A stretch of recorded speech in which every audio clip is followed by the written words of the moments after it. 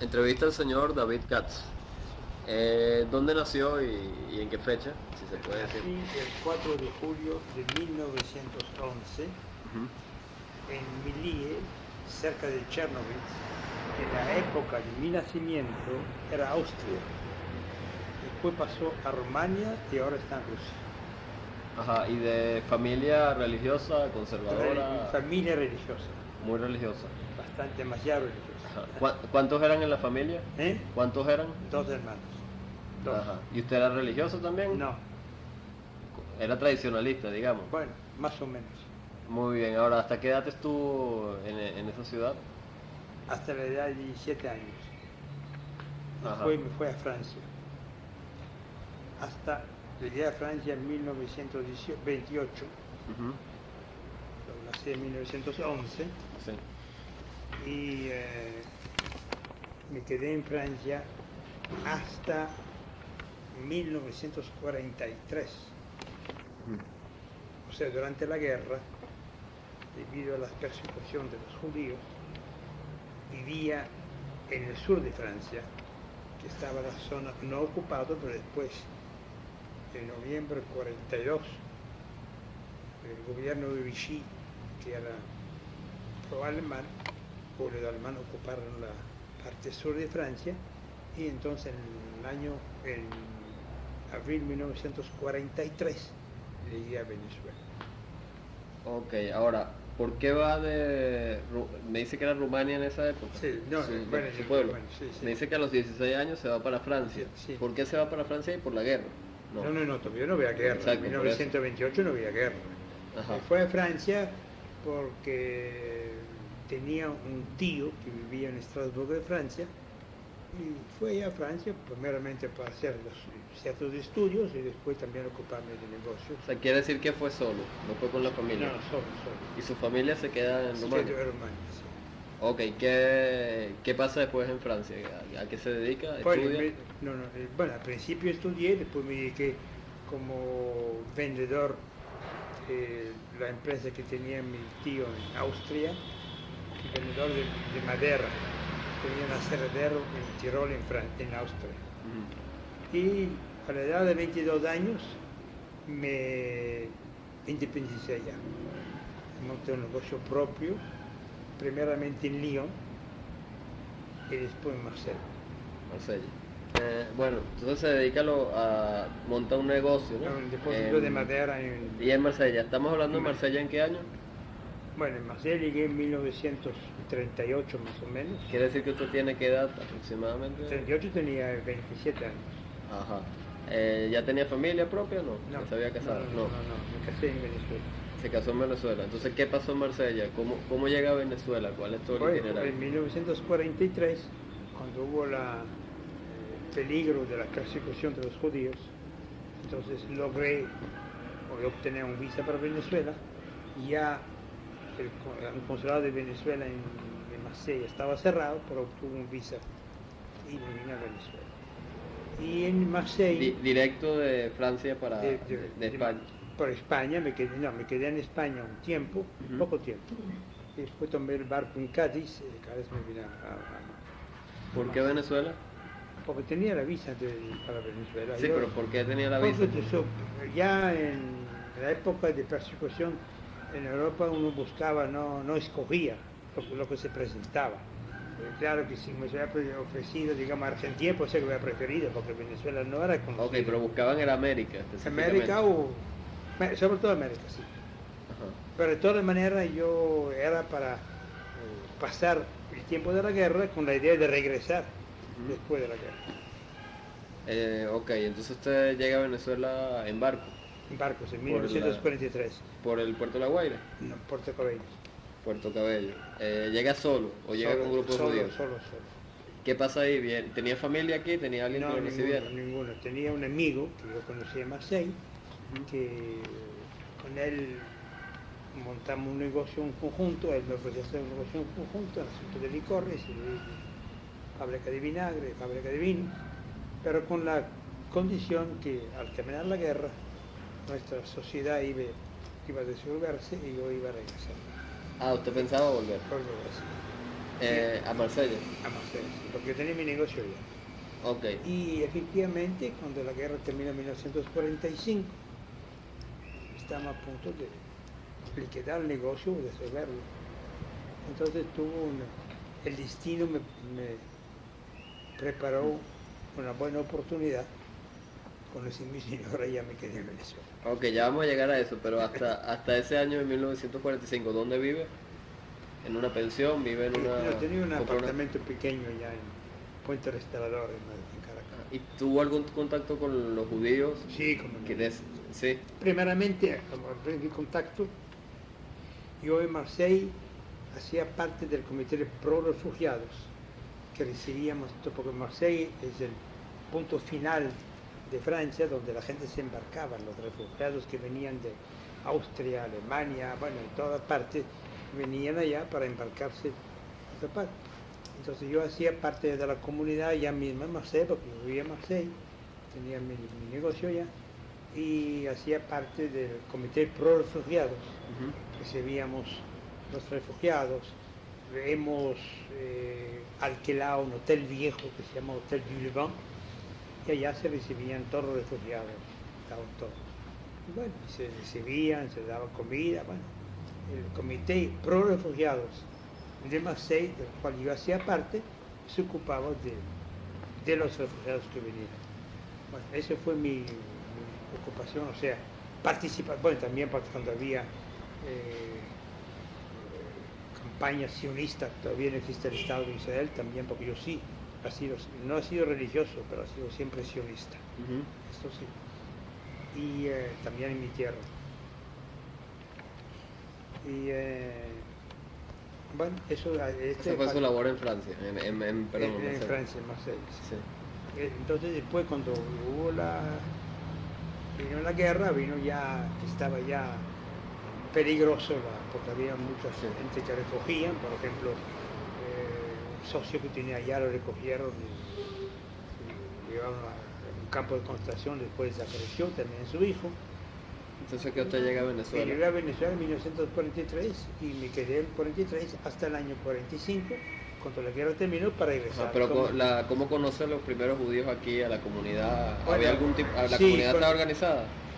Bueno, estaba organizando yo inmediatamente, como claro, que todo judío que viene busca a reunirse con judíos, y principalmente había el restaurante Sternberg, donde todo el mundo, muchos judíos iban allá, restaurante Sternberg. ¿Dónde quedaba? Usted es la primera persona que me habla de ese restaurante. Porque Sternberg es muy conocido, yo creo que era Cuartel Viejo hay alguno, me parece. Bueno, usted no le conoce a Ignacio Sternberg. No. Ignacio, bueno, su padre, Bernardo Sternberg, bueno, tío de Seidman, de Guri Seidman. De Guri. Guri Seidman. De Guri Seidman, su mamá era hermana de la mujer de Sternberg. Bueno, entonces allá yo tuve contacto con los judíos. Ahora, pero estaban organizados de alguna manera la comunidad.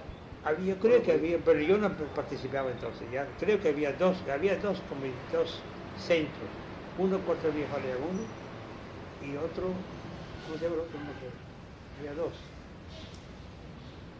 Bueno, pero de hecho, usted tenía contacto con judíos, pero no de una manera organizada, no de una manera que estaba dedicado.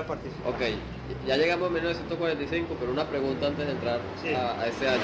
¿Qué pasó con su familia en Rumania? ¿Sobrevivió a la guerra?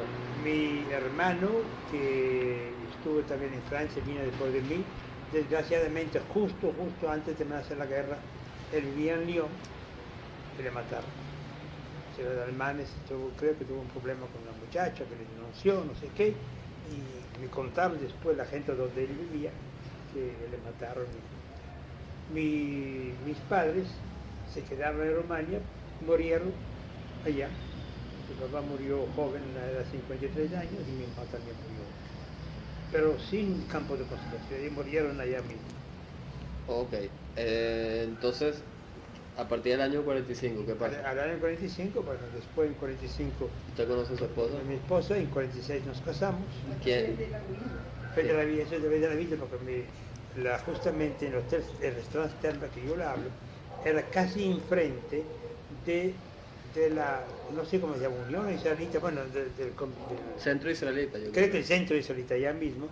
Y un día, justo un tiempo antes de empezar a regresar a Francia, en la noche, enfrente me fue al Centro Israelita, donde había una conferencia, una reunión sobre, todavía no existía el Estado de Israel, sobre Herzl, me parece, Herzl, ¿no es? Sobre Herzl, y mi señora, que entonces era secretaria de la villa, ¿no? Y yo estaba sentado, ¿sabes? Estas casas viejas que estaban aquí, como, ¿cómo se llama eso? ¿Corralón?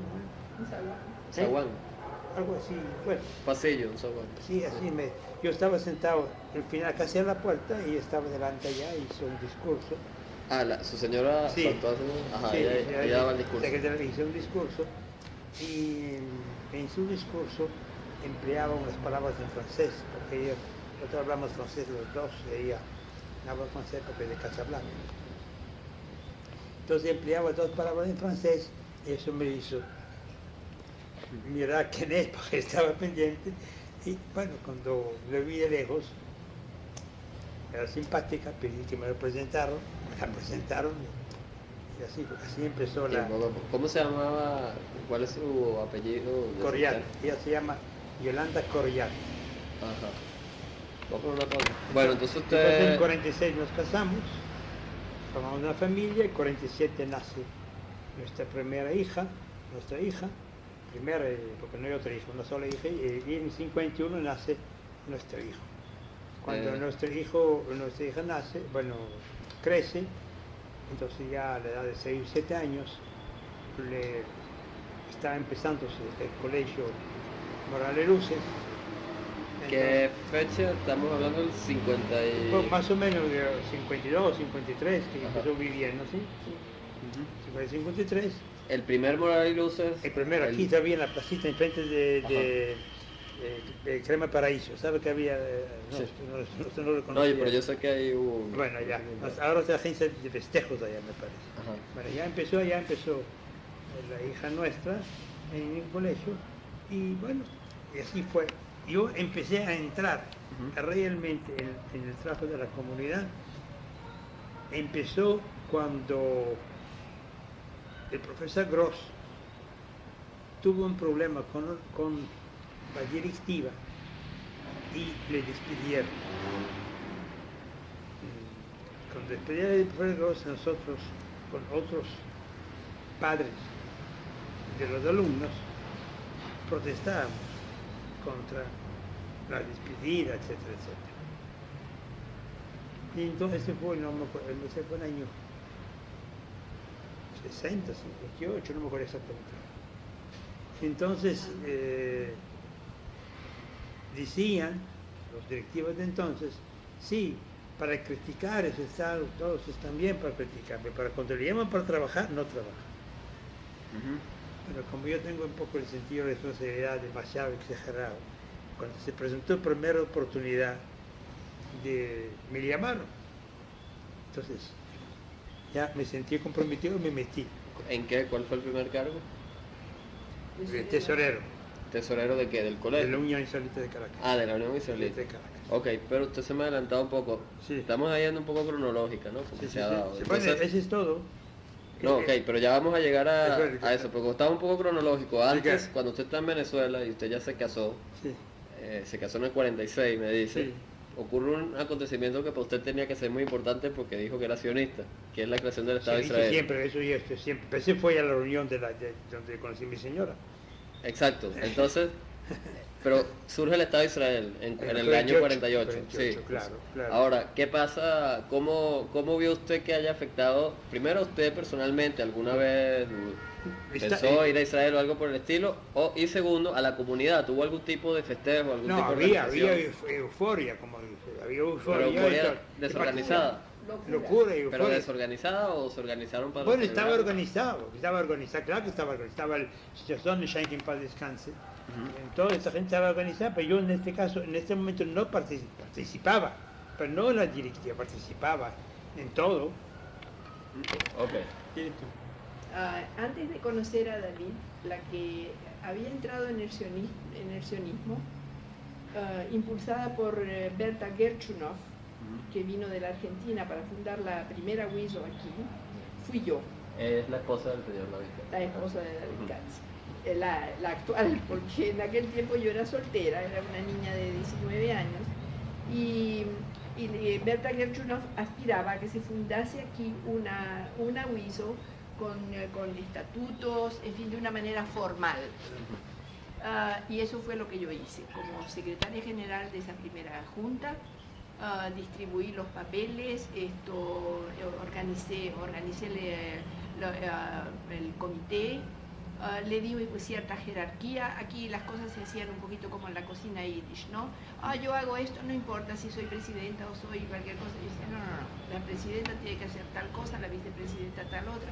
Y así fui entregándoles papeles de sus verdaderos roles a cada persona para que se responsabilizaran. Formé un comité de festejos, etcétera, etcétera. Todo, en fin, como me había explicado la señora Gerchunov y como decían los estatutos. Cuando se creó esa organización, dio la casualidad que mi esposo, es decir, que David, que en aquella época yo no lo conocía, entró en contacto conmigo a través de esa organización, porque él fue como espectador, pero él a su vez ya participaba en la WISO. Como él no estaba casado y era una organización de mujeres sionistas y le habían pedido su colaboración, entonces simplemente él se inscribió en la WISO como señora Katz y pagaba su cuota. Sí, claro. Yo pagaba mi cuota como Yolanda Coriat y él pagaba su cuota como señora Katz. Después yo me convertí... No, de verdad que yo doy a todas partes. Eso no Sí. existe. Entonces, después yo me convertí en la señora Yolanda Coriat de Katz. Pero entre tanto él participaba en todo lo que eran campañas, en todo lo que, en fin, en todos los acontecimientos sionistas. Ok, pero vamos... Sin trabajar directamente. Pero vamos a aprovechar ya que estamos hablando un poco de usted, porque está bien, ¿por qué no la pareja? ¿Cómo usted llega a Venezuela y por cómo cae en este puesto de la WISO? Eso fue totalmente accidental, porque yo ni sabía lo que era el sionismo, ni tenía la menor idea de nada. Simplemente me señalaron como una persona que podía servir de secretaria, que podía dirigirse al público, que podía simplemente organizar, escribir cartas, y eso fue todo. Y como me propusieron un trabajo para la madre y el niño, me interesó, porque yo en Casablanca, donde yo había vivido antes, había siempre trabajado para organizaciones benéficas, siempre, desde que yo era adolescente. ¿Y cuánto tiempo estaba en Venezuela para cuando ocurrió eso? ¿A qué edad llegó a Venezuela? Yo llegué a Venezuela a los 18 años. Sí, quiere decir que llevaba un año cuando... En Venezuela más o menos tenía... No, llevaba 4 años. Tenía ya 4 años. Ella llegó en 39 y yo llegué en 43. Sí, pero cuando yo entré en la WISO, yo tendría más o menos 20 años. Y cuando yo conocí a David, yo tenía ya 23. Muy bien, ok, entonces usted entra primero a través de la Unión Israelita de manera organizada, ¿no? Yo entré después, cuando sí. entré organizado. Sí, ya volvimos como en el año... director de finanzas, el año 60 más o menos. Porque el 63 me llamaban presidente ya, el 60, después me llamaban vicepresidente y el año 63 era presidente de la Unión. Usted tenía fama de buen administrador, ¿no? Porque si lo llamaron para secretario eso, no sé. de... No, en el 63 fue presidente de la Unión y en el 67, no, antes. En el 63 ya fue presidente de la Unión. En el 65, 66 presidente de la CAI. En el 68, 67 lo nombraron presidente de la CUE. La CUE es para pagar Israel. Yo hice la campaña de la guerra de 6 días. Ok, ya vamos a hablar de eso. Sí. Sígame diciendo los cargos que ha tenido. Bueno, después fue fundador, primer presidente de la Hebraica. Yo compré el terreno, tengo la acción número 1. Ya. Y ahí participó Gonzalo Benadín también, ¿no? Sí, en la compra del terreno. El vicepresidente. Y también yo construí el centro social, me tocó a mí. Centro social de la Unión. De la Unión, sí. Pero tengo la acción número 1. de Hebraica y acción número 1 de Proconstrucción. ¿De CEPEC? CEPEC no, de... Ajá. Para la actual sede ¿de qué? De la Unión Israelita. Ah, ¿usted colocó la primera piedra? Sí, mira, aquí tiene nuestra acción número 1 de Hebraica.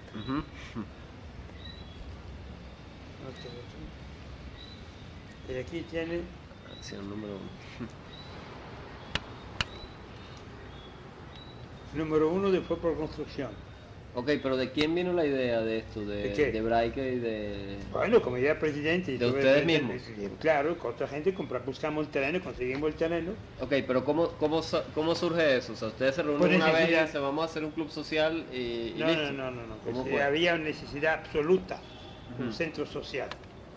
Entonces estábamos buscando terrenos, hasta que nos presentó el terreno de la Hebraica. O sea, la pregunta mía es, ¿quién tuvo la idea de Hebraica, de hacer un club social? ¿Fue usted que fue y propuso a un grupo de gente hacerlo? Yo y otros, también Glijans, que hay mucha gente que estamos en eso. Pero yo era el presidente, a mí nombraron presidente de la Hebraica, yo me preocupaba compramos el terreno y empezamos a construir. Ok. Ahora la obra se hace todo el mundo, no a uno solo. No, exacto. Pero hablaba de la idea, ¿no? Preguntaba sobre la idea. La idea tenía yo y tenía otro, todo el mundo tenía idea. Todo el mundo tenía necesidad. Se daba cuenta de la necesidad que había de un centro donde se reunieran nuestros jóvenes, donde se conocieran, donde se casasen entre ellos. Y después el campo deportivo también, eso hacía falta. Yo, por ejemplo, propuse hace tiempo, ya hace varios años, hace 10 años por lo menos ya, que debían comprar otro terreno afuera, ya un centro, digamos, como un club más grande, porque ya ese es el de chiquito. La Hebraica ya resulta mínima. Por ejemplo, en la Unión Israelita, por ejemplo, el primer reunión de Yom Kippur Rosh Hashanah se hizo en los sótanos, como los catatumbos. Estaba todavía con ¿cómo se llama? El pilar manteniendo el techo, caía agua y estábamos allá. Es un caso curioso, yo no soy religioso y fue casi el primer templo aquí en Venezuela. ¿El templo cuál fue el primero? La Unión Israelita. Y participó en la construcción de todos los templos. De todos los templos de los sefadim aquí, de los egipcios. ¿Pero de Venezuela o de Caracas? De Caracas. De Caracas, más específicamente. Bueno, la Unión Israelita, no diga un templo. El primer templo no, porque de la asociación israelita era antes. O sea que también usted tuvo relación con Harry Aben, que es el que hizo la y también soy miembro de la asociación israelita. Ajá. Tengo la acción 37 de la asociación israelita. Muy bien. Ahora, le tengo que volver atrás porque a veces nos adelantamos demasiado. Sí. Usted dice que el año 62 fue tesorero de la Unión. 60, aproximado, no, aproximadamente 60 creo. Pero en el año 65 es presidente. 63. En el año 63 es presidente. Sí.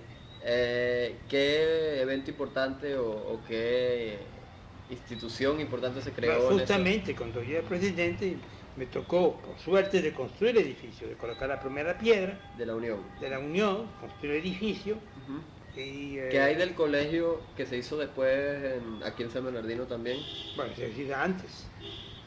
El colegio de San Bernardino se hizo antes del centro social.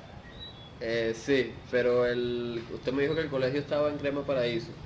Y después se hizo... fue allá, en este que yo no participé. Ok, estaba en este que es donde está ahora, sí. El colegio, en este yo no participé. Se fue en tiempo que yo estaba todavía ni casado al principio. ¿Dónde era la instalación de la Unión Israelita antes de...? ¿Cómo? ¿Dónde? ¿Dónde era la Unión Israelita antes? Allá, en el colegio. Ah, era en el colegio. Sí. ¿Y usted...? Allá mismo, allá cuando me nombraban primeramente como tesorero, la junta directiva se hacía en el colegio. Después vicepresidente también se hacía en el colegio. Ya después, cuando era presidente, se construyó el Centro Social de la Unión Israelita. Así que con mi presidencia, según circunstancias, según la gente dice, había una revolución que se pasó. Empezó a surgir todo, el centro social, después la Hebraica, después la CUE que tuvo... CUE o Keren Ayesot, que funcionó donde, también en la Unión Israelita. También, sí. Ya justamente con la guerra de 6 días estábamos trabajando. Ok, cuéntanos de la guerra de los 6 días, que fue, cómo se reaccionó en Venezuela. Bueno, había una reacción tremenda. La gente venía, por ejemplo, en tiempo de la guerra de 6 días, no había embajador de Israel en Venezuela, o sea, embajador oficial. Se había ido el embajador Ben-Horin y vino el embajador Jacob Dorón, que en paz descanse. Este Jacob Dorón todavía no había presentado credenciales. Y había primer secretario, el actual embajador Hanan Olami, era el primer secretario de la embajada de Israel cuando estalló la guerra de 6 días.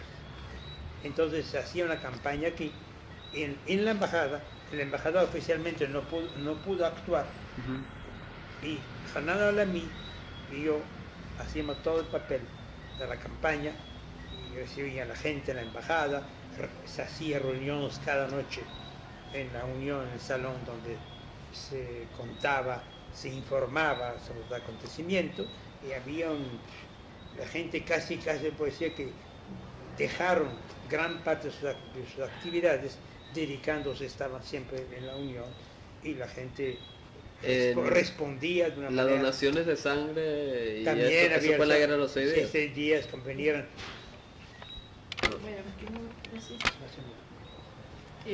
En esta campaña lo que hubo de particular es que en lugar de de hacer un comité para ir a buscar a la gente, a buscar donativos, David decidió que había que pedir a la gente que viniera a hacer su donativo en diferentes sitios, en la Embajada de Israel y en la Unión Israelí. Llamábamos a la gente. Sí, claro, teníamos un comité de señoras organizado allá.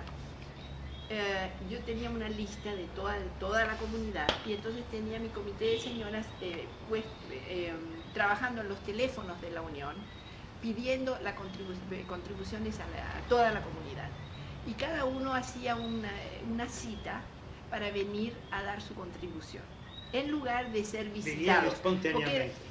Porque es que era una situación tal de emergencia que no se podía hacer por tarjetas como se hace normalmente y mandar comisiones y esperar a encontrar a fulano o a encontrar a mengano. Había que trabajar de esa manera. Y entonces la gente espontáneamente venía, hacía su cita y respondía, y hemos tenido un resultado increíble. Y había, digamos, expresión de la gente, algo emocionante. Una niñita, por ejemplo, donó el dinero que había reunido durante toda su vida para comprarse un piano. Se quedó sin su piano. Gente que dieron su caja de ahorro de dólares que tenían afuera. La señora Benaim dio un brillante. Sí, un enorme brillante. Bueno, y tanta gente que vinieron que transportaban dinero. Y hay gente que no daban bastante, rechazábamos, y venían y daban la suma, no aceptaban ciertas sumas. Y al mismo tiempo, entonces se instaló en este momento que la gente, yo decía, ahora no hay dos posiciones, está en contra o está con nosotros, y uno tiene que contribuir. Y desde entonces se instaló que hace falta la solvencia del Keren Kayemot de la CUE para estar inscrito en el colegio o en la unión. Entonces yo le impuso esas condiciones. Okay, Ella, cuando empezó a trabajar en la vida, no estaba preparada por eso mismo. Ella no sabía. Mientras yo yo de chiquito estaba ya con los scouts de Israel y mi tierra, como se llama, como el Shomrim que me llamaban, todo eso. Estaba desde el principio, siempre. Parte de la familia religiosa es muy judía, pero la parte sionista, la parte nacional sionista, yo estaba siempre y sigo siempre. Ok, ahora cronológicamente estábamos entonces en la CUE, usted le tocó la época de la guerra de los 6 días y tal. Después, ¿en qué año fue lo del Hebraica? Lo del proyecto de Hebraica. ¿Es la década del 70 o finales del 60? No recuerdo. 70 y pico. ¿Qué hay después de que termina el periodo de la CUE? Sigue... Bueno, yo a veces tenía 3 cosas a la vez. Ajá. Yo era 3 presidencias a la vez. 3 presidencias a la vez. Por ejemplo, ¿qué fecha tuvo 3 Fondo por construcción. Sí. Unión Israelita y CUE, al mismo tiempo. Después tuvo la CAIF, pues también por medio de la CAIF. ¿Cuándo fue la CAIF? La CAIF, que es la confederación que agrupa todas las instituciones. ¿Fue en la década del 70? Más o menos. El primer CAIF, casi primera, ¿La guerra de Yom Kippur ustedes eran en la CAIF o no? ¿O no recuerdo? No. La guerra de Yom Kippur, yo no era ya no es el presidente de la calle. Pero la guerra de Yom Kippur, cuando estalló, yo estuve en Los Ángeles. Elena Rothkopf consiguió el tema. Aquí está. El 29 de junio de 1966, ante el peligro de hacinamiento en el Moral y Luces Herzl Bialik, promueve una campaña pro-liceo que culmina en 1968 en la hebraica actual y David Katz se transforma en su primer presidente. Ok, año entonces... 1966, el 29 de junio de 1966. Ok, ya vamos a volver a la guerra de Yom Kippur. Antes, cuéntenos un poco todo el proceso de lo que fue la construcción de Hebraica, no solamente el comienzo de que ustedes ¿en qué consistió? Consistió de hacer una campaña, de comprar el terreno, de hacer proyectos, de hacer teníamos el arquitecto Mergui, el arquitecto River, bueno, varios arquitectos para hacer el proyecto.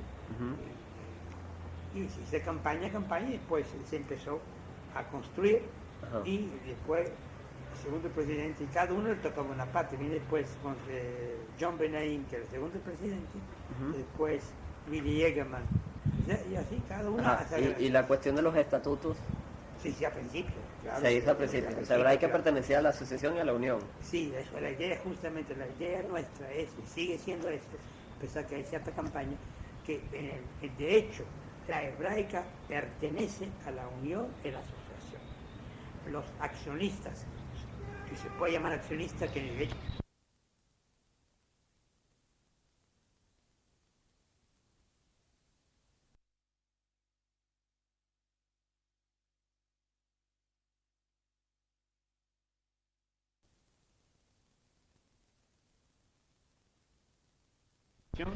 que ellos determinan la política de la Hebraica, la política comunitaria. ¿No? Sí. Comunitaria. Okay. Porque la idea de la Hebraica fue que debe pertenecer a la unión de la asociación, o sea, la comunidad judía, y sus dos representantes, o sea, Sefardí y Ashkenazí, es para evitar que, como pasó una vez antes de llegar yo a Venezuela, con Maccabi. Aquí había un Maccabi, cuando yo iba a Venezuela, que era 80% goí, 20% judío. Porque se empezó un club judío, nombrado por más primeramente creo con Baracasa, José Baracasa y otros más. Y después se fueron comparando los jugadores para caer para el juego, goím, y se transformó, se llamaba Maccabi, pero no era nada judío. Para evitar esto, ¿no? Entonces se decidió que a quién pertenece el club, o sea, la Hebraica es la unión y la asociación. Muy bien. Ahora, ¿en qué recuerda algún evento importante, alguna situación que haya tenido que lidiar? Sí, la CAI fue formada justamente con una meta específica, que está un poco desvirtuada ahora, pero específica, que es una entidad representativa de toda la comunidad para el mundo exterior. O sea, si alguien habla en nombre de alguna judía, digamos, con autoridades, con cosas, habla la CAI. La CAI no tiene ninguna función, digamos, de dirigir la comunidad, sino de representar la comunidad. Esa fue la idea. Y eso fue ¿La suya fue la primera presidencia, no? Yo fui este época fue el primer presidente, lo nombraba así, Moisés Sisman, sí. ¿No? Pero yo fui el fundador desde la calle, fue uno de los fundadores. Taurel, que en paz descansa. Ok, usted fue el segundo presidente de la calle. Sí. ¿Y recuerda algún episodio que haya tenido que, por dar un ejemplo, se tuvo que entrevistar alguna vez con autoridades venezolanas? Con el cardenal y con el ministerio, constantemente con la pregunta fue al presidente, al ministro de Exteriores, claro, eso es ese tipo de actividades, sí, pero no hay nada así nada especial. No, felizmente podemos decir que en Venezuela no tenemos problemas con las comunidades, mayor problema con las autoridades, sí. Somos bastante bien respetados y... Okay. Ahora volvamos a la guerra de Yom Kippur, que usted quería contar algo. Bueno, la guerra de Yom Kippur, justamente cuando estalló, estábamos nosotros visitando nuestros hijos en Los Ángeles, California, y Elena Rothkopf logró a ubicarme y me llamaron porque había una reunión en el y era la secretaria del embajador en Marruecos. Sí, entonces como hubo una reunión de urgencia con el ministro Sapir, que en paz descanse, con León Dulce y toda una Lasco y todo el mundo que vinieron en Miami, en el Hotel Fontainebleau. Entonces me ubicaron y mandaron aquí a la comisión de aquí. Entonces era presidente de la CUE, el doctor Carlos Goldman. Entonces me llamaron, entonces tuve que interrumpir mi estadía, mi viaje a Los Ángeles, y me encontré con Sapir, con este grupo en Miami justamente. Bueno, ¿y qué cuenta de esa reunión? Bueno, reunión muy interesante, Sapir era muy nervioso y ojo, que tenemos que ver. Pues, como todas estas reuniones, un episodio fue que cuando en la reunión cuando él entró con nosotros, me conocía bastante Sapir porque venía muchas veces aquí a la casa con la campaña aquí, hasta el punto cuando entró tenía una suite y estaba en el cuarto al lado, estábamos reunidos con gente y yo no sé cómo reconoció mi voz. Está David Katz, entró aquí, hablar con nosotros porque...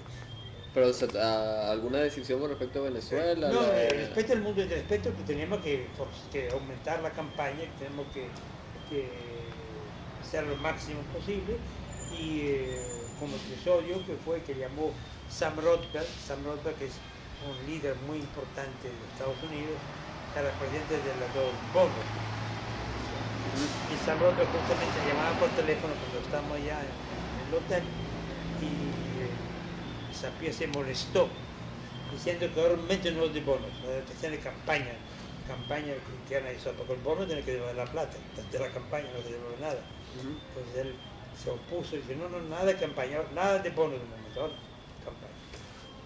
Okay. Y después regresamos de aquí y colaboré mucho con Carlos Goldman y tuvo también éxito la campaña porque la comunidad judía de Venezuela es una comunidad muy buena que responde, la gente entiende. Felizmente somos una comunidad donde no estamos politizados en asuntos, digamos, Israel, aquí no hay partidos, somos todos pro Israel y todos sionistas. Cada uno puede tener su opinión, cada uno puede tener su preferencia, pero en la comunidad... Lo notable de esta campaña fue que se organizó en cuestión de horas. Porque claro, la guerra de 6 días, imagínense, era una guerra muy corta. Así que... es el programa de Yom Kippur, la guerra de Yom Kippur. Sí. Bueno, también fue una emergencia. Estábamos en Los Ángeles, recibimos la llamada ese día y enseguida volamos de allá para Miami. Enseguida se hicieron las reuniones y después todo el grupo. E inmediatamente volamos a Caracas, aterrizamos en el Betán prácticamente. Y ahí se empezó, sí, directamente. Y era de noche, eran las 11, las 12 de la noche. Ahí se formó el nuevo comité que iba a regir los destinos de esta campaña de CUE, que tenía que ser algo que fue como 13 veces mayor, creo, que la anterior. No me acuerdo, la CUE fue muy importante. Fue una campaña muy importante. Muy bien, ahora, después usted termina sus funciones en la CAIF, ¿qué puesto desempeña en la comunidad? Yo soy, por ejemplo, soy presidente honorario vitalicio de la Unión Cívica de Caracas. Me ocupé... ¿Quiere decir que es llamado constantemente, que a usted lo llamaban constantemente? Sí, constantemente me llama, cualquier reunión me llama. Como consejero, digamos, como asesor. Como asesor y fue el primer presidente también de la Amigo de la Universidad Hebrea de Venezuela. Y después, el cargo que hoy tiene Eliezer Rothberg. Eso es Eliezer Rothberg. Y ahora después, como también fue fundador de CLAL, la compañía financiera de Israel, aquí en esta casa, y muchas cosas. Explíquenos un poquito qué es CLAL. CLAL es una compañía inversora de Israel que actualmente fue primeramente fundado por grupos de latinos, Argentina, todo, México, Uruguay, pero ahora ya pertenece en gran parte a los bancos Es una compañía muy importante. ¿Qué han hecho, por ejemplo? Financian muchas compañías, tienen muchas compañías, participan. La explotación de una compañía está agarrando el presidente, una compañía muy importante. Ayudó mucho a Israel. Y bueno, eso, yo estuve directivo allá de CLAL.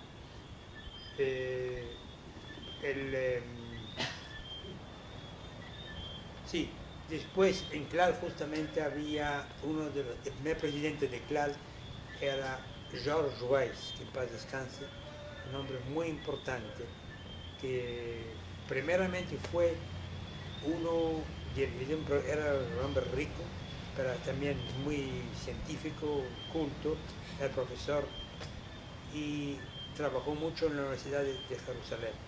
No sé qué cosa pasó allá, que él se molestó o no le dieron lo que quería, yo no sé qué, y él fundó la Universidad de Tel Aviv, George Weiss, pobre que murió hace varios años.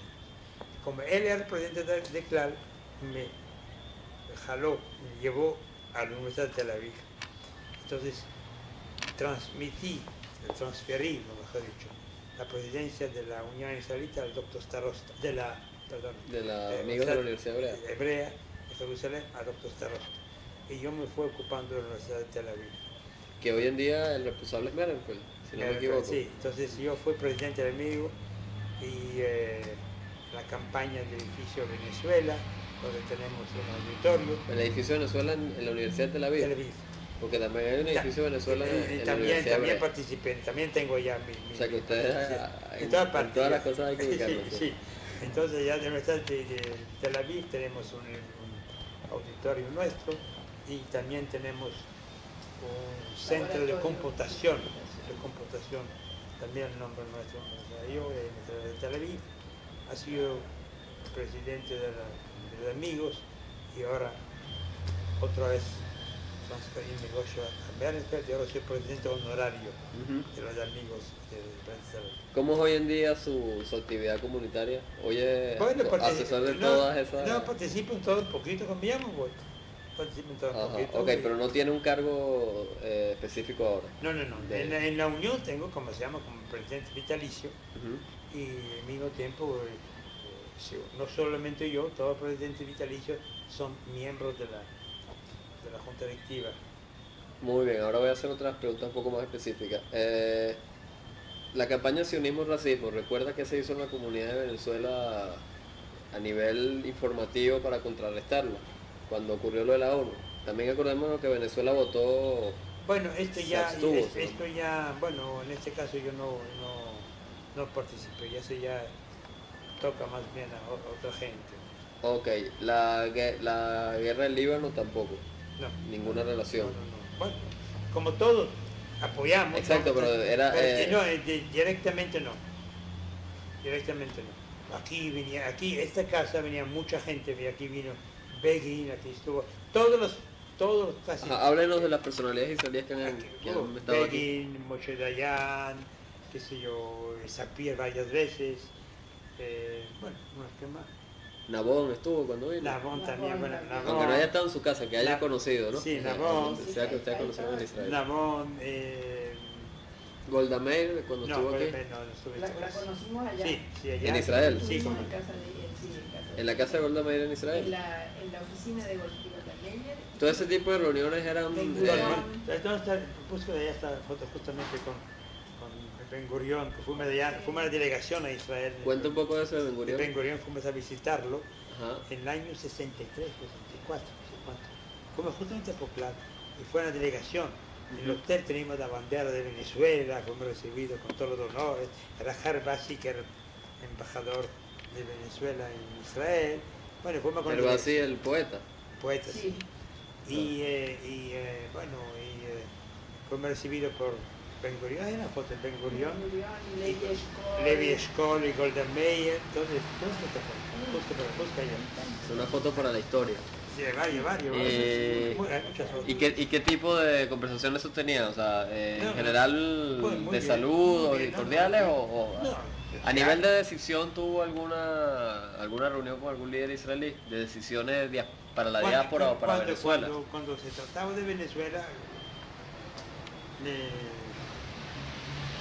llamaba, daba mi opinión, bueno, y como diría, yo en todo participo, todo.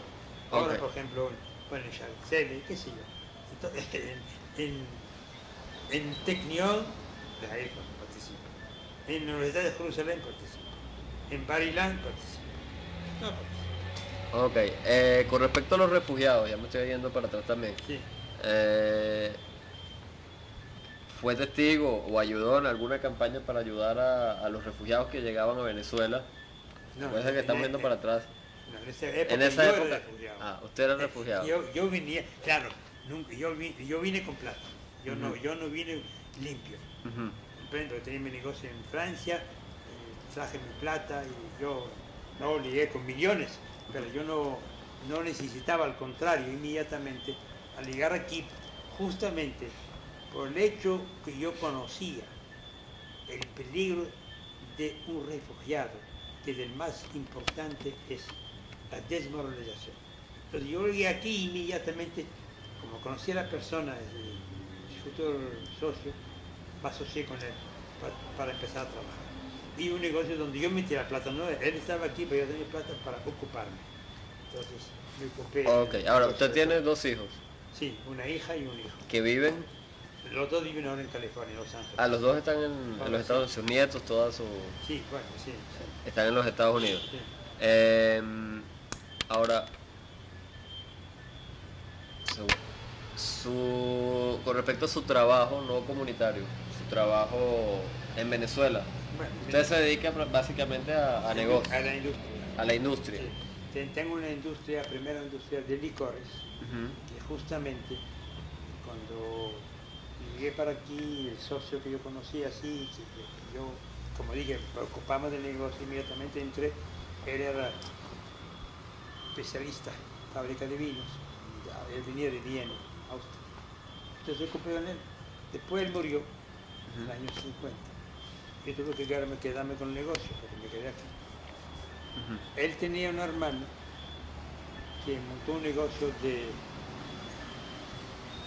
fábrica de etiquetas tejidas, ¿sabes? Sí, cintas de elástico.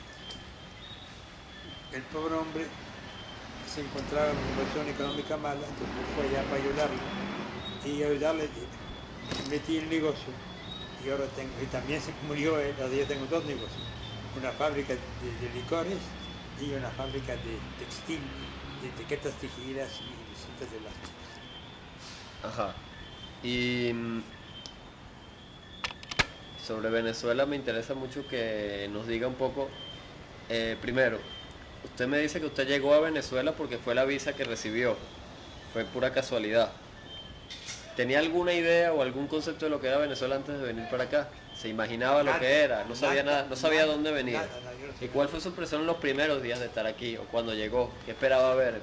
¿Esperaba ver indiecitos o qué? Y mire, yo no lo puedo decir. Uno viene para acá y está bien, pero a la medida que voy, porque yo tengo ya en Venezuela ahora 46 años, el primer impacto, claro, de una vida europea aquí, sobre todo en esta época todavía, hay un cambio, no es de gran impacto. Claro, a medida que uno conoce el país, que conoce a los venezolanos, encuentra en ellos muchas cualidades y defectos.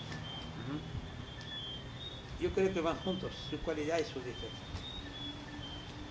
Son gente muy buena, sana, un poco irresponsable, genuina. Es decir, que no malintencionada. Ahora, para efectos de un inmigrante son gente... ¿Cómo? Son gente conveniente para efectos de un inmigrante. Bueno, ¿cómo recibían a los inmigrantes? aquí, bueno, normal. ¿Los trataban bien? Trataban bien, no se puede. ¿Usted nunca sintió alguna manifestación de antisemitismo no, ni nada por el nada, estilo en Venezuela? Nada. A nivel de gobierno, que usted trabajó en CAIF y ha tenido relaciones, apoyo. Al contrario, por ejemplo, Menca de Leone, que en paz descanse, mi señora era presidente de las Damas de Hebreas, creo que la primera presidenta, ¿no? Sí. Damas de Hebreas, y está muy en contacto con toda esta gente, y ella más que yo, ella es más,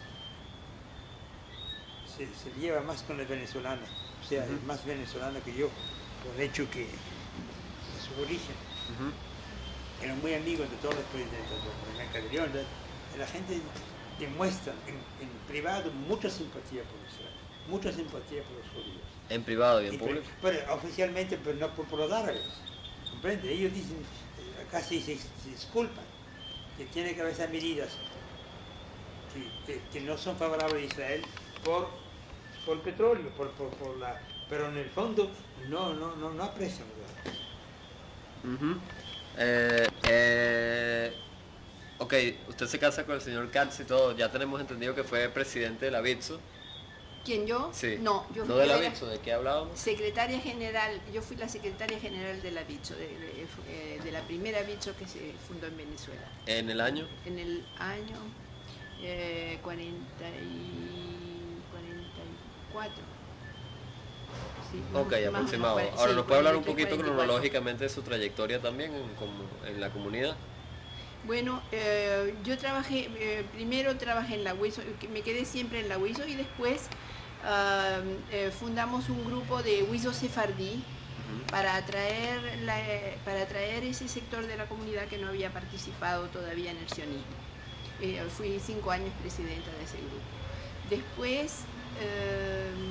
Después fui presidenta de la Unión de Damas Hebreas durante 5 años. Y bueno, y creo que eso es todo. Claro, he estado constantemente en contacto con la comunidad. Hemos construido esta casa con la idea de hacer una casa para la comunidad, porque una especie de Betam, porque en aquel momento no había dónde recibir a nadie. La Unión Israelita no tenía una sede, era una sede decente, y era muy difícil improvisar una. Así que sí, mi trabajo ha sido más bien un trabajo social. Hemos trabajado en pareja, mi marido y yo, en todas las actividades de él. Pero yo no quise ya tener cargos personalmente. Y realmente a lo que me dediqué fue a eso, a hacer todas las recepciones que se pudieron hacer aquí. Ok, también su opinión sobre Venezuela, porque su esposo dice que usted ha tenido más contacto a nivel público, digamos, con los venezolanos que él.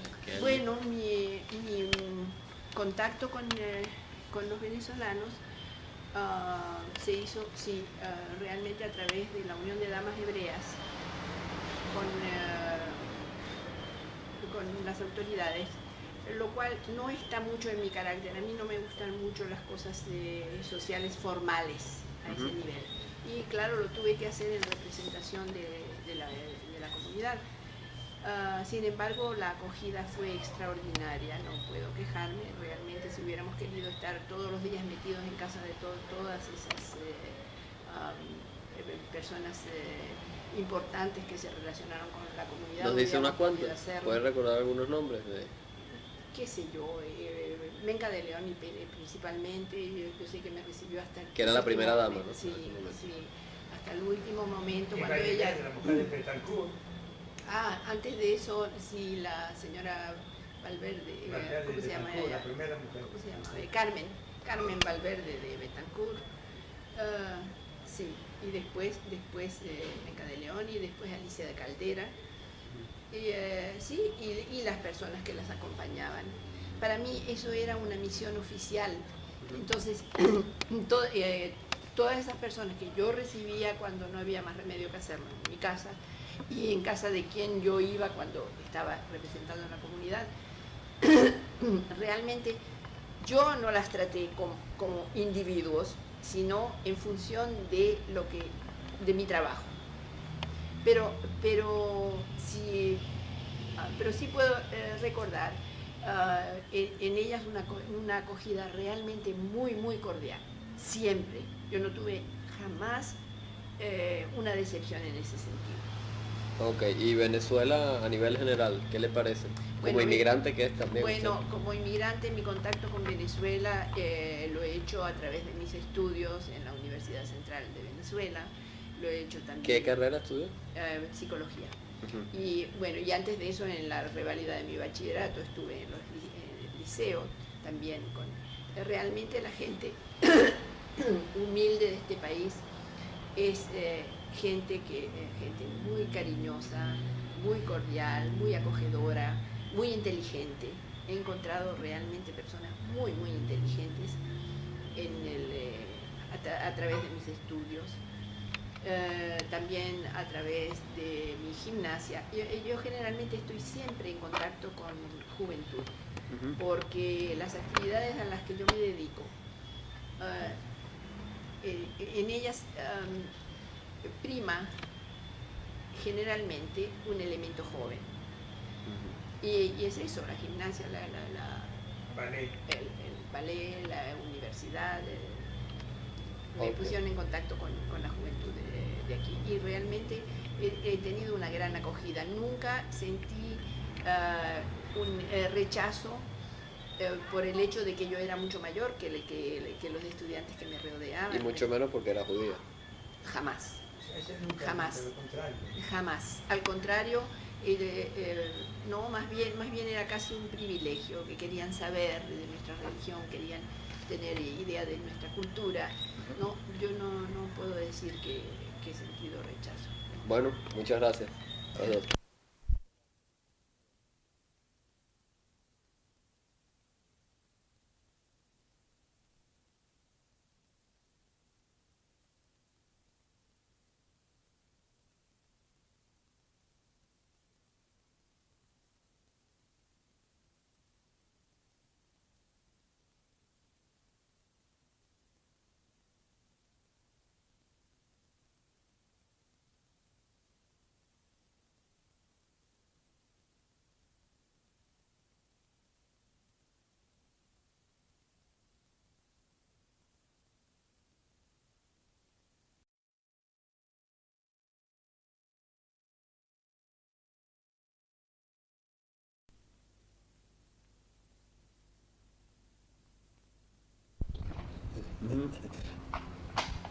Entonces, perdón, Clal, ¿puede terminar lo que dijo de Clal? Bueno, Clal es una compañía muy importante y creo que ahora tiene 160 compañías que está participando. Ella participa en 160 compañías, pero actualmente, como era la compañía formada primeramente en capitales latinoamericanos, Argentina, Uruguay, Venezuela, México, Ecuador, etcétera, etcétera. Pero como el capital, como los negocios prosperaban o aumentaba el sistema capital, no se logró y pasó en gran parte en manos de los bancos. O sea, los principales accionistas de Clal actualmente son el Banco Apurín y el Estado. Entiendo. ¿Hoy quién lo preside? Dovrat es el presidente de Dovrat. ¿De un venezolano? No, un argentino, pero vive en Israel. Entiendo. La campaña por la construcción de Hebraica, ¿cómo se origina? ¿La idea de hacer un club judío suya? Bueno, ¿O de un grupo? De un grupo en general, se buscaba siempre un terreno, se consiguió el terreno, en la cual se tiene todo el mérito de dar a los hermanos Benaim, porque ellos tenían la opción, ellos decidieron. ¿Qué era Gonzalo Benaim en esa época? Vicepresidente conmigo, trabajamos ¿De juntos. CAIF? De CAIF, no, de Hebraica. Después tomó John Benaim, el segundo presidente de Hebraica fue Johnny Benaim, el hermano de él. Trabajamos juntos muy bien, con Gonzalo Benaim. ¿Y cuál fue el papel de Natalia Ogliansky? Pues Natalia Ogliansky es realmente, digamos, del padre, la madre, el abuelo, todo lo que usted quiere, de todo esto desde siempre. No, es un hombre dedicado enormemente, es el fundador del colegio al principio. ¿Y de Hebraica tuvo mucho que ver? También ayudó en la Hebraica, pero nunca tuvo puestos de primera fila, no sé por qué, porque se le merece más que nadie. Ok, pero Hebraica, o sea, la decisión de hacer un club judío fue cuando usted era presidente de la... Bueno, me tocó en mi momento, pero como se llama, la idea fue de todo el mundo buscar un club. Queríamos un club hace tiempo. Ok, pero cuando usted abandonó la presidencia de la Unión Israelita, sí. ¿seguía como en hebraica, en el yo no me acuerdo exactamente si fue a la misma época o fue un poco más tarde. Yo sé que yo tenía 3 puestos a la vez, que era CAIF, Unión Israelita y Proconstrucción del Eso fue del centro social aquí. Ah, ¿eso fue aproximadamente qué año? 64, 65, 63. Bien, entonces... Mira, aquí tengo usted ve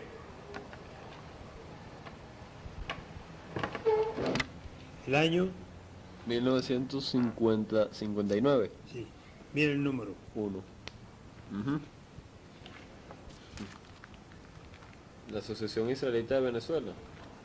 ¿Por qué la asociación? Yo soy miembro, y también soy miembro de la asociación también. Mira, Asociación Israelita de Venezuela, número 36. Sí. Y hebraica. Número 1, ¿no?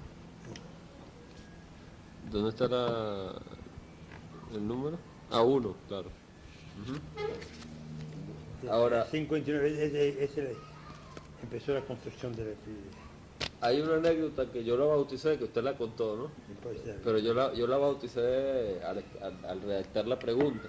La reunión en el exilio, que es cuando fue la guerra de Yom Kippur. Sí. Y ustedes estaban por casualidad en Estados Unidos. Sí. Y hicieron una reunión de emergencia. Eso sí, me llamaron en Miami. De Los Ángeles tuve que ir a Miami. Ajá, sí. Cuéntanos un poco de esa reunión en el exilio, entre comillas. Cuando estuve yo cuando estalló la guerra de Yom Kippur, bueno, yo estuve aquí y tuve que irme a Los Ángeles, no sé, fue a Los Ángeles. Y cuando empecé por la campaña, en Orozco, no sé cómo logró a conseguir mi teléfono allá a Los Ángeles. Justamente yo estuve en Los Ángeles, había una reunión enorme que vino el embajador de Israel. Bueno, me convocan. ¿El embajador de Israel de dónde? ¿De Venezuela? De Estados Unidos, no, en Los Ángeles. Ah. Y me convocan inmediatamente que tengo que ir a Miami, porque va una delegación de Caracas para allá, para reunirse con Sapir, con el general Lasco, con Ariel Dulci, todo eso. Entonces vio usted que yo tenía encargado ya el flujo, todo eso, y tuve que dejarlo ya y recogerlo 6 meses más tarde. Y fuimos inmediatamente a Miami, nos encontramos en el Hotel Fontainebleau. ¿En el? Hotel Fontainebleau, en Miami, donde estaba Sapir, en una suite, estaba el general Lasco, estaba Ariel Dulci. O sea, era latinoamericano, no era solo venezolano. Sí, Era una reunión de dirigentes. Era del grupo de Venezuela que estaba reuniéndose para allá. Y entonces nos hemos reunido para allá.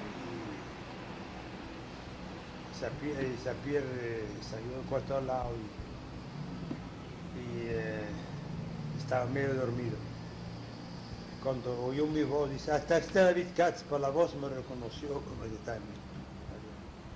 Y llamó Sam Rothberg. Sam Rothberg es un judío americano, estaba por Israel. Todavía no sé, pero entonces era presidente de los bonos por todos los Estados Unidos. Hombre que dedicaba mucho tiempo, estaba casi siempre en el avión entre Israel, un hombre rico. Y parece que desde que estaba hablando con ella, hay una llamada telefónica de Sam Rothberg para decirle que quiere incrementar la venta de bonos. Y tomó una rachera de Sapir, así, ya tranquilo, ahora cómo se llama, bueno, ahora son campañas, porque bonos tienen que ver la plata, ¿no? No, que anula de momento a ustedes la campaña para... Bueno, ¿pero qué decidieron en esa reunión? Nada, decidimos, regresamos todo para hacer la campaña fuerte. Y hicimos la campaña fuerte de Yom Kippur. Estuvo allá Leon Fishman, estaba Carlos Goldman, el doctor Carlos Goldman, que era entonces el presidente del Carnegie Yesod, de la CUE, mejor dicho. ¿Estaban los esposos Rothko? No. Ah, ¿no estaban los Rothko no. en esa reunión? No. Estaba, creo que también Andy Steiner, me parece. Bueno, y así siguió la campaña, entonces inmediatamente del avión mismo fuimos al Betam, que estaba antes de aquí, y se empezó la campaña de la campaña de Yom Kippur, ayudé muchísimo a Carlos Goldman para que la campaña sea exitosa. Bien, ahora, sus viajes a Israel, ¿usted se encontró allá, o sea, usted ha ido de visita turística como todos los judíos? Turístico no, iba, bueno, turístico también al mismo tiempo. Exacto, pero fue... a Universidad de Tel Aviv, sí. Universidad Hebrea también de Jerusalén. Sí, una vez también fue. Y se encontró con varios líderes. ¿Cómo no? Algunos allá y algunos aquí. Yo vi la foto con Ben Gurión. Sí. Esa reunión con Ben Gurión fue una cuestión... Ese fue con Ben Gurión y con Golda Meir. ¿Eso fue en el marco de qué? Ese fue el marco de Clar, creo yo. De Clar. Sí. O sea, era con varias gente latinoamericana. Sí, americano, justamente para formar esta compañía inversora muy importante. Sí. Bien, ¿y la reunión con Dayan fue allá o acá? Dayan fue aquí. En Venezuela. Aquí en esta casa. ¿En esta casa? Sí, Moshe Dayan vino aquí. Sí. En esta casa de San Bernardino. Sí, San Bernardino. ¿Él vino a Venezuela para qué? ¿Y en qué año? También para Alcañez. ¿No recuerda el año? ¿Los años 60, 70 o...? 70 más o menos ya. Ok, para el que era en Ayesota. Sí. ¿Levi Eshkol fue acá? No, Levi Eshkol lo conocía allá. En Israel. Sí, ¿Y sí. fue también en el marco de Clar? De Clar también fuimos allá a su casa. Ajá. ¿Golda Meir fue acá? También. No, yo fue acá, pero no en mi casa. Yo lo conocí allá. Usted la conoció en Israel, pero después Golda También Meir... lo conocí ahí, sí, lo conocí aquí, pero digamos, la foto que usted vio con Ben fue la misma época que está también Golda Meir. Ah, entiendo. Sí. Pero ya la había conocido cuando Sí, ella vino a Venezuela. Sí. Y fue a la fiesta que hubo en el Hotel Sí, Ávila sí, exactamente. y todo. Una cuestión que me voy a ir atrás un momento. En el año 48 usted no estaba aquí. No. Claro que estuve aquí. Ya estaba en el 48. Yo llegué en el 45, el 43. ¿Y usted por casualidad fue a esa fiesta que hubo del Comité Pro-Palestino? Seguramente, con Sonnenschein. La señora encargada era la señora Vargas, claro que sí. Usted Vargas, ¿cómo no? Leti Vargas. Sí, ok. No, yo de primer momento que llegué aquí yo estaba metido ya. Yo era siempre sionista. No religioso, pero sionista siempre. Ok, ¿y hay algún otro encuentro que usted considera importante que me quiera agregar? ¿Con algún líder israelí o con algún líder del sionismo? Nada especial. Nada especial. Bueno, y mira, por ejemplo, con el actual presidente Herzog. Sí. Además Herzog estaba en la mesa de Clar, también en Clar, era el abogado de Clar. ¿Quién era el abogado de Clar? Jaime Herzog. Ah, él era. Sí. Bueno, en esta época. Ahora es presidente de la... Ajá. Ahora, ¿cómo es eso que esta es la casa del pueblo? Porque ustedes la llaman la casa del pueblo. No. Su esposa lo llamó la casa del pueblo. La gente dice... ¿Verdad? ¿Pero por qué? Porque había muchas reuniones se hacían aquí. Pero es cierto que ustedes construyeron esta casa pensando en eso. No. Se fue haciendo, se fue transformando porque todas las reuniones se hacen aquí. Se hacían aquí. ¿Pero porque por falta de sede o porque les gustaba? No, la gente venía aquí, la hacían muy bien y parece que la gente se sentían bien. Y la gente se sentían bien. Pero no existía, cuando ustedes construyeron esta casa, no existía todavía el Betam, ¿o sí? No. Creo que no existía, pero esa casa no tenía que ver con Betam. Fue hecho casa propia de Yolanda David Katz, que después muchas reuniones se hacían aquí, una reunión importante se hacen aquí, y parece que la gente se siente a gusto aquí, entonces le están llamando así. Perfecto. Y por último, hoy en día, sí. Usted, claro, es miembro honorario de la Unión, presidente honorario, de todo lo que usted hizo, pero hoy en día activamente está en alguna... Activamente participa en todo. Voy a todas reuniones de la Unión voy. De la Junta Directiva. De la Junta Directiva. Mañana tengo como expresidente, o sea, como miembro... Miembro del presidente honorario, pero yo tengo voz y voto, pero no obligación. Ajá. ¿Comprende? Pero asisto. Sí, asisto siempre. Y claro, cada vez que hace falta me llaman, cada vez que necesita algo me piden. ¿Cuál es el tema principal que se discute hoy en día en la comunidad? Yo creo que la parte principal es financiera actualmente. ¿Es financiera? Sí, me da la impresión. Claro, porque últimamente se iban a embargar la hebraica, tengo que hacer un aporte y... El plan de emergencia, lo que emergencia, entonces yo también venía inmediatamente aquí, yo contribuí con $100,000. a la campaña. Bueno, y esto ya es una pregunta para cerrar filosófica. ¿Cómo ve el futuro de la comunidad comparando toda la trayectoria que usted tiene y lo que ve las generaciones venideras? Mire, yo le dije al principio, que tengo mucha simpatía, mucho cariño para Venezuela. La situación económica lleva consigo mucho riesgo, porque a pesar, y no solamente esto, la historia se ha demostrado que el antisemitismo tiene su origen en la parte económica. El antisemitismo en Alemania fuerte empezó por la crisis muy fuerte en Alemania. Nosotros los judíos tenemos la capacidad de ser previsor, no votamos el dinero, pensamos del día siguiente.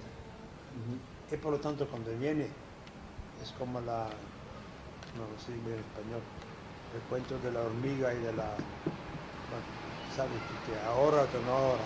Bueno, como cuando viene la crisis, generalmente el judío tiene reservas para poder soportar y sobrevivir en una crisis. Mientras los no judíos, ¿no? Pues si viene la envidia, y muchas veces para disculparse uno, culpan los demás. ¿Pero usted la siente ya o no? No lo o siento, sea, pero cree que puede temo. pasar. Se me preguntó el porvenir, ¿no? Sí. Lo temo. Y, por ejemplo, yo estoy en contra, y a veces decimos muchísimo, y seguimos insistiendo, que los judíos deben ser justamente aprender de la historia, ser discretos, nada ostentosos. Y no es lo que sucede. Y no es lo que sucede. Ayer, por ejemplo, estuvo una fiesta, y realmente, antes ya fue una fiesta Goy, no voy exactamente igual. Yo todavía no puedo comprender, a pesar que no me cuesta nada cuando hace falta dar donativas millonarias, pero me cuesta entender que se puede actualmente servir a chorros de champán cuando la botella de champán vale miles de bolívares. Y se gastan botellas de whisky cuando va la botella de 1.500 bolívares y se gasta así como si fuera agua. Quiere decir que cualquier fiesta es millonaria, más que millonaria. Ahora, la pregunta más concreta para finalizar. Sí. Eso es con respecto a la comunidad dentro de Venezuela. Ahora, más específica en la comunidad, ¿usted tiene confianza y cree en las generaciones de relevo de dirigentes? Sí. Como dirigente que fue usted. Sí, yo sí, porque se ha demostrado en la guerra de 6 días. Ya se ha demostrado, antes se dice, los jóvenes actuales, si pasa algo, y con aquellos 6 días, los jóvenes de los 6 días han demostrado que eran tan heroicas y a veces más heroicas. Bueno, yo sí creo, cuando viene el momento dado, sí. Ahora, si el judaísmo, desde el punto de vista religioso, el riesgo que existe, que el judaísmo va, si no desaparecer, pero mermarse, es posible. Porque se sabe que el mejor protector contra la asimilación es el antisemitismo. El momento que usted da libertad amplio, entonces automáticamente se diluye porque en el fondo, todos los seres humanos son iguales, no hay mejores ni peores. La prueba tiene usted un ejemplo que no tiene que ver con el caso. Que actualmente en los Estados Unidos, ¿sabe cuáles son los alumnos que se destacan en los Estados Unidos? ¿Sabe quién? No. Antes eran los judíos, ahora son los asiáticos. ¿Por qué? Porque han sufrido, porque necesitan levantarse de plaza.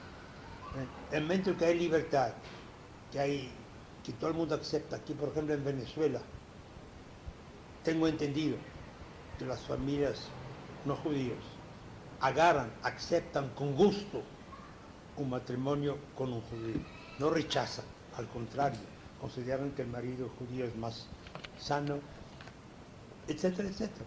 Esas son tentaciones que es muy difícil de luchar contra ellos. Es decir, que la parte judía, o sea, en cuanto al temor que existe de una asimilación como pasa en los Estados Unidos, de una asimilación pero violenta, eso sí es. Ahí el peligro aquí. Es terrible. Bueno, muchísimas gracias. De nada, yo no sé si lo contesté todo lo que usted quería.